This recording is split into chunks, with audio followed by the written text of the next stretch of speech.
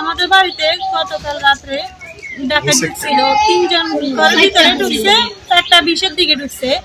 আমাদের ঘরে মানুষ আছিল, আমার দেবর একজন ছিল, আমার হাজবেন্ড, ভাসুর, আমার শ্বশুর। এরা যা ডাকাতদেরকে মানে আমাদেরকে রক্ষা করার জন্য ওদের সামনে গেছে, ওনারা আক্রমণ করছে, ওনাদের সাথে পারে নাই। ওনারা অস্ত্র নিয়ে আসছিল। আমার হাজবেন্ড, আমার শ্বশুর ওদেরকে মাথায় আঘাত করছে, বাড়ি দিছে, মাথা ফাটি ফেলছে, শরীরে আঘাত করছে, আমার দেবরও আঘাত খেয়েছে। ওনাদেরকে সদরে নিয়ে গেছে, এখন আনে নাই।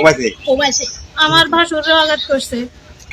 আমার শ্বশুরের অবস্থা খুবই খারাপ, ওনাকে কোথাও রাখতেছে না, প্রাইভেটে রাখতেছে না, সদরে নিচে এখানে ভর্তি করে রাখছে।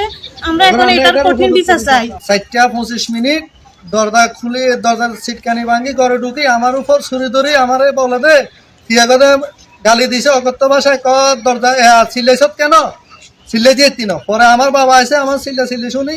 আমার বাবা আসার পরে আমার বাবারে বাড়ি দিই, তারপরে খালাই কোবাইছে। পরে আমার মেজো ভাই আছে, মেজো ভাইরেও কোবাইছে।